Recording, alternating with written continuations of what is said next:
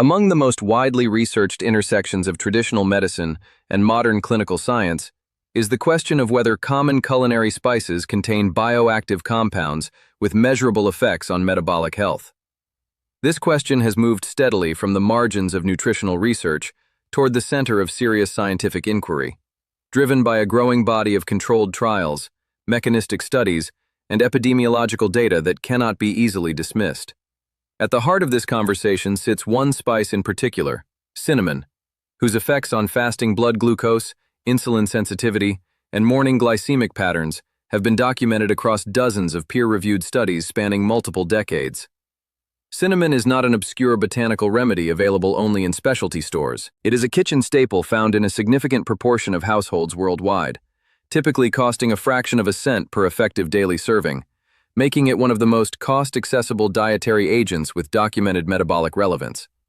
Understanding how this spice works, what the research actually demonstrates, where its limitations lie, and why it has not been more consistently incorporated into mainstream clinical practice, requires a thorough examination of the science, the pharmacology of the pharmaceutical it is frequently compared to, and the structural factors that shape how medical knowledge moves from research into clinical routine.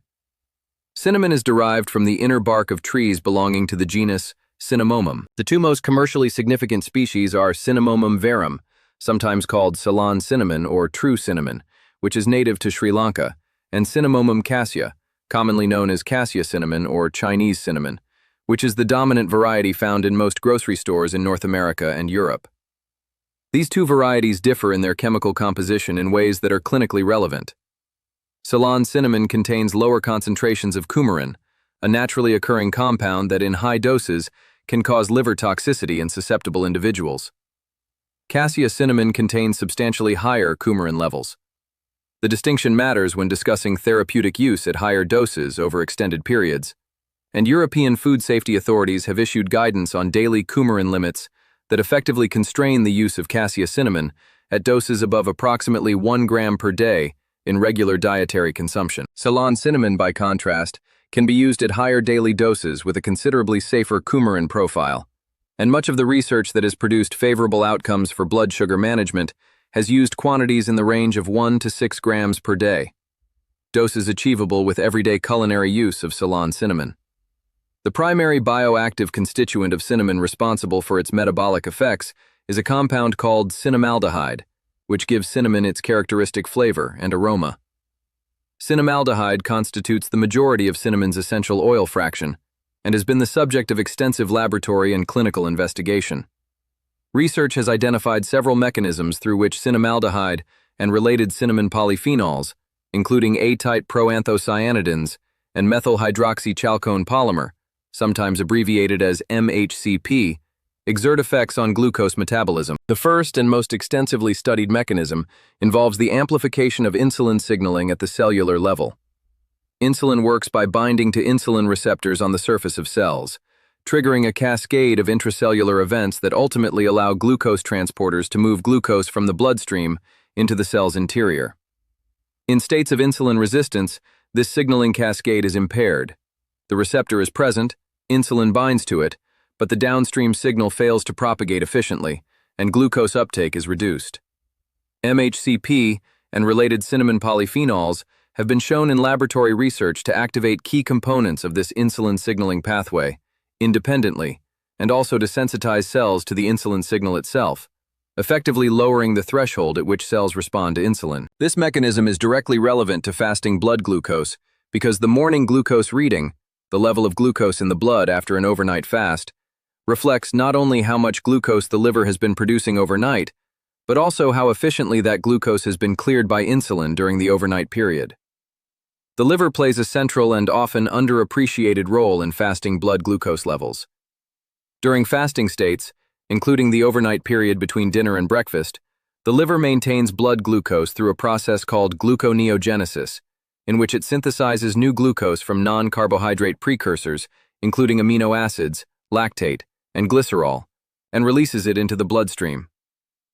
In individuals with insulin resistance or type 2 diabetes, this hepatic glucose production is frequently dysregulated, with the liver producing and releasing more glucose than the body needs during fasting, contributing to elevated morning blood sugar readings. Research examining cinnamon's effects has found that cinnamon compounds influence hepatic glucose output by modulating key enzymes involved in gluconeogenesis, including phosphoenol pyruvate carboxykinase and glucose 6-phosphatase, both of which are rate-limiting enzymes in the glucose production pathway. By moderating the activity of these enzymes, cinnamon reduces the rate at which the liver generates and releases glucose during fasting, which directly influences the blood glucose level measured first thing in the morning. A third mechanism involves cinnamon's effects on the rate of gastric emptying. The speed at which food leaves the stomach and enters the small intestine is a significant determinant of how rapidly carbohydrates are digested and absorbed, and therefore, how quickly blood glucose rises after a meal. Research has demonstrated that cinnamon slows gastric emptying in a dose-dependent manner, which reduces the rate of postprandial glucose absorption and flattens the glucose curve following a meal. This effect is particularly relevant for the morning blood sugar reading when dinner was consumed the previous evening, because a slower rate of gastric emptying during the evening meal reduces the peak glucose exposure during the post-dinner period and results in lower glucose levels entering the overnight fast. The overnight trajectory from which morning glucose is measured therefore begins at a lower starting point in individuals consuming cinnamon regularly with their evening meals. The pharmaceutical point of comparison, Metformin, is the most widely prescribed medication for type 2 diabetes globally, and is also used for pre-diabetes and insulin resistance management. Metformin belongs to the biguanide class of drugs and has been in clinical use since the 1950s, though its widespread adoption in the United States came after its FDA approval in 1994. Its primary mechanism of action involves the inhibition of hepatic gluconeogenesis. Specifically, it activates an enzyme called AMP-activated protein kinase, or AMPK, which suppresses the expression of gluconeogenic enzymes in the liver, reducing the amount of new glucose the liver produces and releases into the bloodstream during fasting. The result is a reduction in fasting blood glucose, which is why metformin has its most pronounced effect on morning blood sugar readings rather than postprandial glucose peaks. Metformin does not stimulate insulin secretion, does not cause hypoglycemia when used alone, and has been associated in long-term studies with cardiovascular benefits independent of its glucose-lowering effects. The comparison between cinnamon and metformin on the specific endpoint of fasting blood glucose is not entirely without empirical basis. Several clinical trials have directly examined this comparison, or have reported effect sizes for cinnamon that, in some populations and study contexts, are comparable to or exceed the glucose reductions achieved by metformin in similar patient populations. A frequently cited study published in the journal Diabetes Care in 2003, conducted by Kahn and colleagues, found that daily consumption of cassia cinnamon, ranging from 1 to 6 grams, reduced fasting blood glucose levels by 18 to 29% in patients with type 2 diabetes over a 40-day period. Metformin, in typical clinical use, reduces fasting blood glucose by approximately 15 to 20% in comparable populations. These figures appear on the surface to support the claim that cinnamon can match or exceed metformin's effect on fasting glucose. However, a more careful reading of the research landscape is necessary to understand both the strength and the limitations of this comparison. The clinical evidence for cinnamon is not uniformly positive. A number of well-designed, randomized, controlled trials have found no statistically significant effect of cinnamon supplementation on fasting blood glucose, HbA1c, or other markers of glycemic control. A Cochrane systematic review and several meta-analyses have found mixed results, with some analyses showing modest but statistically significant reductions in fasting glucose, and others finding the effect to be negligible after accounting for study quality and heterogeneity. The variability in outcomes across studies is partly attributable to differences in the type of cinnamon used, Ceylon versus cassia, the dose administered, the duration of the intervention, the baseline metabolic status of study participants, and the background dietary context in which cinnamon was consumed. Studies conducted in populations with higher baseline blood glucose levels, individuals with established insulin resistance or early-stage type 2 diabetes, tend to show more pronounced cinnamon effects, while studies in normoglycemic individuals or those with well-controlled diabetes often show smaller or insignificant effects. This pattern is mechanistically consistent with how cinnamon's insulin-sensitizing effects would be expected to operate. The greater the degree of insulin resistance, the more room there is for improvement through sensitization pathways. Metformin, by contrast, has been evaluated in thousands of clinical trials with very large sample sizes over many decades, and its efficacy is supported by a level of evidence that no dietary intervention currently matches. The UK Prospective Diabetes Study, one of the largest and longest diabetes trials ever conducted, demonstrated metformin's sustained blood glucose reduction over 10 years, with concurrent benefits on cardiovascular outcomes. The infrastructure of evidence behind metformin, spanning mechanistic studies, pharmacokinetic data, long-term outcome trials, and real-world effectiveness data from millions of patients, is categorically different in depth and reliability from the existing evidence base for cinnamon. This does not mean cinnamon lacks meaningful effects, but it does mean that the comparison between the two requires considerable qualification, and that positioning cinnamon as a direct equivalent or replacement for metformin in the management of clinical diabetes would be misleading based on current evidence. Where cinnamon's role is most clearly supportable is as a complementary dietary strategy for individuals in the pre-diabetic range, or those seeking to support metabolic health through lifestyle modification. For individuals whose fasting blood glucose is mildly elevated, in the range of 100 to 125 milligrams per deciliter, which defines the pre-diabetic range, and who are not yet on pharmaceutical glucose management, regular consumption of cinnamon as part of a broader dietary approach may contribute to meaningful reductions in fasting glucose over time. In this population, the modest effect sizes seen in clinical research represent clinically meaningful outcomes, because even a 10 to 15% reduction in fasting blood glucose in a pre-diabetic individual can slow or prevent progression to type 2 diabetes. Given that cinnamon carries essentially no cost, no significant adverse effects at reasonable doses from Ceylon cinnamon, and no barriers to access, its risk-benefit ratio in this population is highly favorable. The question of why 4 doctors, or more broadly, why the medical establishment, might have failed to incorporate cinnamon into routine clinical guidance is a question that touches on structural features of how medical knowledge is generated, validated, and translated into practice. Clinical medicine is a discipline that operates within a framework of evidence hierarchies, in which interventions are adopted into standard care based primarily on data from randomized controlled trials, with adequate power, consistent replication across study populations, and mechanistic plausibility supported by basic science. Cinnamon research, while substantial and growing, has not yet produced the kind of large-scale, long-term, adequately powered randomized trials that would place it at the highest tier of evidence. The trials that exist are mostly short-term, small to moderate in sample size, and heterogeneous in methodology, characteristics that systematic reviewers appropriately flag as limiting the certainty of conclusions. There is also a structural economic dimension to how dietary interventions are researched and promoted. The development of a new pharmaceutical drug involves billions of dollars in investment, which creates strong commercial incentives for the producing company to fund, conduct, and publish the clinical trials necessary to achieve regulatory approval.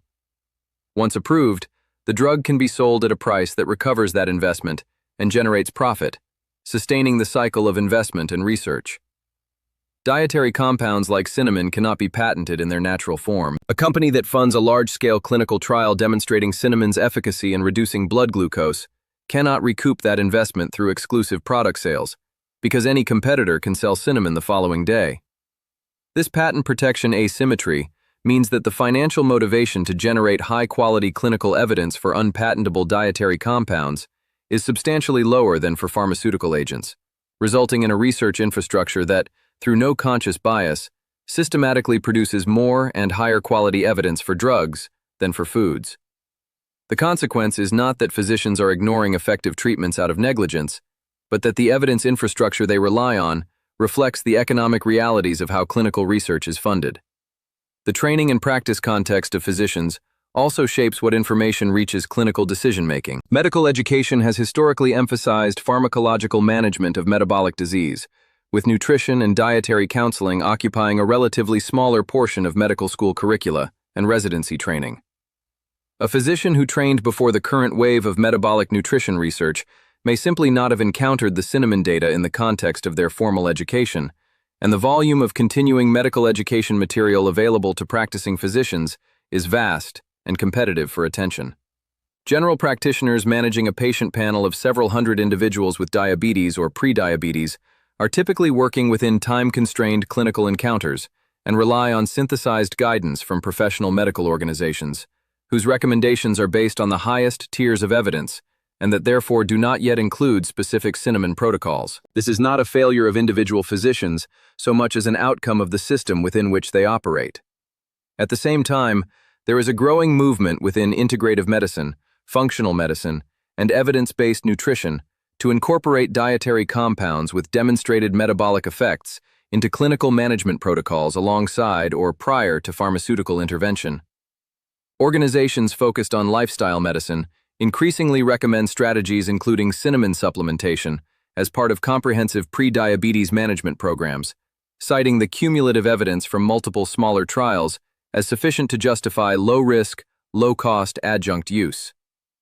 This represents a different threshold for clinical translation than that applied to pharmaceutical agents, and reflects a recognition that the benefit-risk calculus for a safe, affordable, widely available dietary intervention is different from that for a drug with known side effects and significant cost. From a practical standpoint, the effective use of cinnamon for blood sugar support involves several considerations. The quantity needed to produce meaningful metabolic effects, based on the majority of trials showing positive outcomes, is generally in the range of 1 to 3 grams of Ceylon cinnamon per day, which corresponds to approximately half a teaspoon to 1 teaspoon. This can be incorporated into oatmeal, yogurt, coffee, smoothies, or other everyday foods without difficulty, and without requiring supplementation in capsule form, though standardized cinnamon extracts in capsule form have been used in research and are commercially available for those who prefer a measured dose. Consistency matters. The majority of studies that have found significant blood glucose effects have run over periods of 4 to 12 weeks, suggesting that the benefits accumulate with regular use rather than arising from any single dose. The timing of consumption, whether morning, evening, or with meals, has not been definitively established as critical, but mechanistic reasoning suggests that consumption with carbohydrate-containing meals may optimize the gastric emptying and postprandial glucose buffering effects, while consistent daily use at any time is likely to provide the baseline insulin-sensitizing benefits over time. The broader significance of cinnamon research sits within the larger scientific project of understanding how the secondary metabolites produced by plants, the vast library of polyphenols, alkaloids, terpenes, flavonoids, and other compounds that plants synthesize as part of their own biological ecology, interact with human physiology in ways that are pharmacologically meaningful. Traditional medicine systems around the world, from Ayurveda to traditional Chinese medicine to indigenous botanical practices in the Americas and Africa, have long used spices and herbs as therapeutic agents, and modern pharmacognosy, the science of drugs derived from natural sources, has documented thousands of plant compounds with measurable biological activity. Cinnamon is one of the most thoroughly studied examples, but it sits within a much larger investigation that is likely to yield additional dietary interventions with evidence-based metabolic applications in the coming decades. From a research standpoint, what the cinnamon and blood sugar field most needs is a large-scale, multi-center, adequately powered randomized controlled trial comparing standardized Ceylon cinnamon extract to placebo over a period of 12 to 24 months in a well-characterized population of pre-diabetic individuals, with fasting glucose, HbA1c, insulin resistance measures, and safety endpoints as primary outcomes. Such a trial would either definitively establish cinnamon's clinical utility at a level sufficient to influence professional guidelines, or clarify the conditions under which the existing positive results have been context-dependent or subject to methodological limitations. Funding such a trial remains the practical challenge, given the patent protection gap described earlier, though academic research institutions and government health research agencies are increasingly recognizing the value of studying dietary interventions with strong preliminary evidence bases. The practical takeaway from the full body of available evidence is measured and proportionate. Cinnamon, specifically Ceylon cinnamon used at doses of 1 to 3 grams daily, has a plausible, mechanistically grounded, and clinically observed effect on fasting blood glucose through multiple pathways including insulin sensitization, hepatic gluconeogenesis suppression, and delayed gastric emptying. These effects appear most pronounced in individuals with elevated baseline glucose or established insulin resistance. The evidence is not yet of a quality or consistency that would place cinnamon in formal clinical diabetes management guidelines as a standard recommendation, but it is sufficient to support its use as a safe, low-cost, accessible dietary strategy for individuals seeking to support metabolic health alongside, not in replacement of, appropriate medical management. Physicians who are unfamiliar with this literature may not proactively recommend cinnamon, and the structural reasons for that gap are grounded in how evidence is produced and translated, rather than in indifference to effective treatments. For individuals and healthcare providers open to integrating evidence-informed dietary strategies into metabolic health management, the existing cinnamon research provides a reasonable foundation for practical application, with the understanding that ongoing research continues to refine and develop the evidentiary picture.